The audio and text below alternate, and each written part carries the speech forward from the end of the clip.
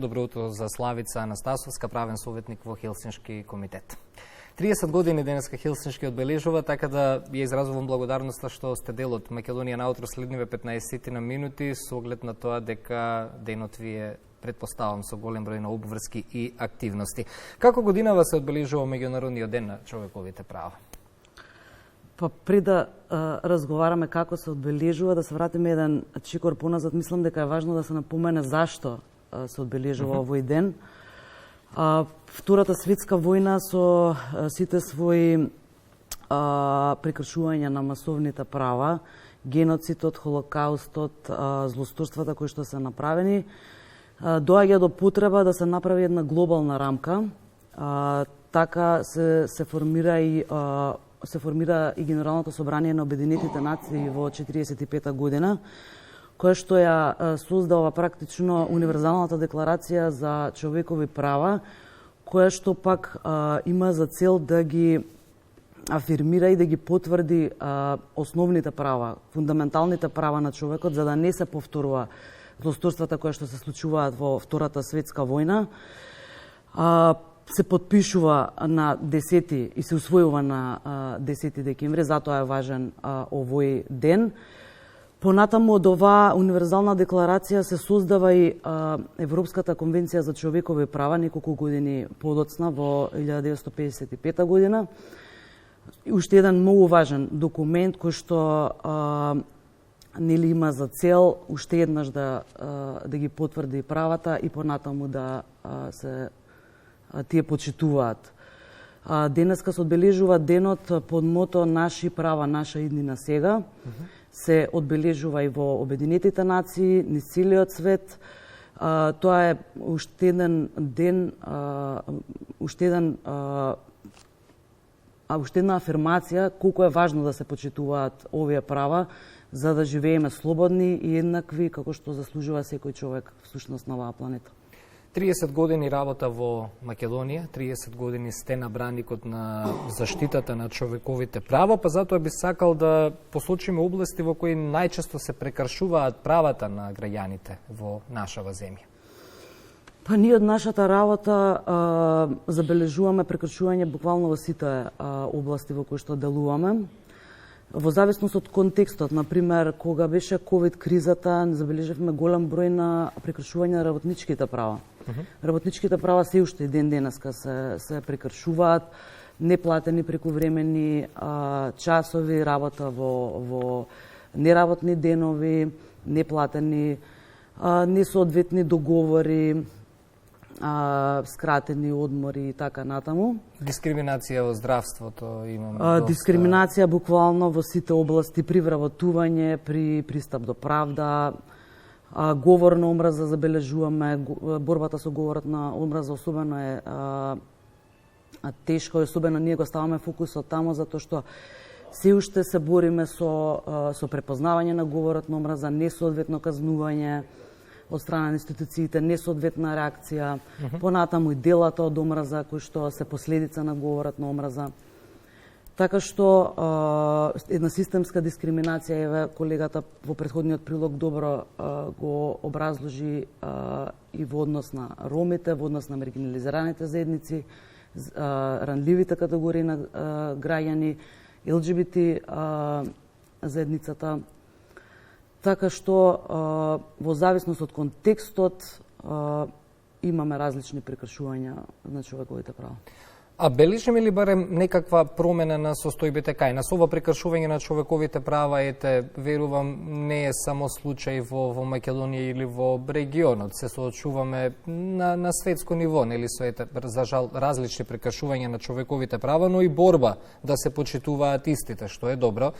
Сега, бележиме ли промена на состојбите кај нас? Бележиме ли целосна имплементација на посочените принципи и вредности од оваа универзална декларација која што ни е водилка? Па на светлата страна е што ние имаме навистина устав кој што е во согласност со универзалната декларација за човекови права и ги покрива принципите. Имаме и релативно добра законска рамка. Во одредени области треба и да се подобрува, треба и да се менуваат некои работи.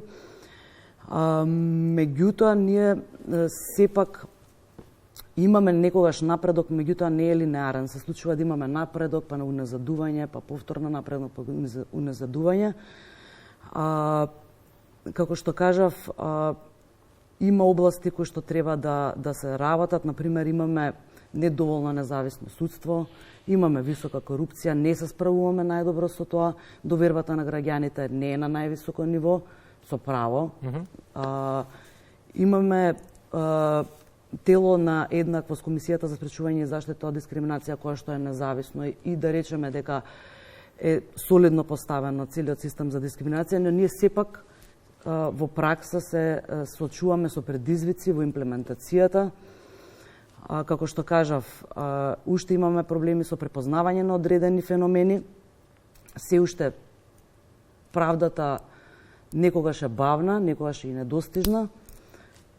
Така да имаме и... Но треба да се бориме, нема откажување, да, затоа и тука вашата работа. Сега, нели, како, ајде да одговориме како граѓаните може да ги одбранат своите права и која е тука улогата на Хелсиншки во заштита по добиена преставка. Кога станува збор за загрозување на човековите права и за нивна заштита, која ќе се спомене работата на Хелсиншки, некако може да се земе воздух. Ете, има некој кој што може да не заштити, да не изслуша и да застане позади некој индивидуалец или позади група на луѓе, па затоа малку да го објасниме тој момент. Да, Хелсиншки секојдневно работи со странки, секој ден нашата канцеларија е отворена за граѓаните кои што се соочуваат со правни предизвици и проблеми. Нашиот пристап е индивидуален, значи секоја странка си има различни потреби во согласност на тоа со каков проблем се соочува. Ние превзимаме низа на активности кои што значат олеснување и поддршка на индивидуата, па и на групата, ако станува збор за еден друг вид на прекршување. Комуницираме со институциите, од ургенции кои што значат еден поттик за институциите навремено да ги решаваат прашањата на граѓаните, до барање за информации, за да видиме што е направено од самата институција, до барање за состаноци кога станува збор за некои покомплексни случаи, до поднесување на кривични пријави кога станува збор за кривични дела, понатаму со инспекцијски надзори, додека станува збор за несоодветно подстапување од граѓаните, преку придружба на жртви на семено родово базирано насилство, придружба на други лица кои што се соочиле со некаков, биле жртви на некаков криминал.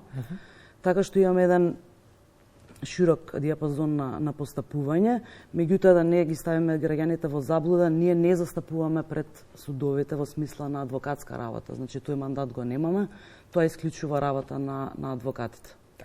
И ето тука последното прашање, дали Хелсиншки комитет ги застапува граѓаните пред меѓународните судови? Па нашата држава е потписник на Европската конвенција за човекови права на Совет на Европа. Во таа смисла ние сме обврзани како држава да ги почитуваме тие основни фундаментални права. Хелсиншки комитет застапува, меѓутоа застапува во случаи кои што се од стратешки интерес. Значи, одбираме случаи кои што сметаме дека ќе донесат некаква системска промена. Оваа година имаме поднесено 2 апликации до Европскиот суд за човекови права. Една е за говорот на омраза, односно сметавме дека државата не ја исполнила својата обврска и не ја заштитила една цела група на граѓани од говор на омраза. Прифатена, ние чекаме се уште да видиме каков ќе биде исходот од нашата апликација и во вториот случај станува збор за семено насилство и повторно сметаме дека државата не ги исполнила своите обврски да ја заштити конкретната жртва и не ги превземала сите активности кои што требала да ги превземе. Посакувам среќа во овие случаи, велам, посакувам среќа во борбата да се дозна и да се дојде до вистината, бидејќи убаво кажавте пораката стратешка која што се упатува преку вакви случаи може да биде голема или промените што истата може да ги донесе дома. Денес меѓународен ден на човекови права, 30 години Хелсиншки, јас да честитам уште еднаш. Како ќе се одбележи денот, како ќе се одбележи юбилејот? Од 1 часот на правниот факултет имаме свечен настан на правниот факултет Јустинијан I. Утре продолжуваме со културна програма. Имаме некоја дебата, некои перформанси, така да зафатени ќе не бидат овие 2 дена и благодарам за честитката. Вам ви благодарам уште еднаш на гостувањето во Македонија на утро. Посакувам убав ден исполнет со сите активности, онака да поминат како што сте зацртале денеска. Благодарам уште еднаш.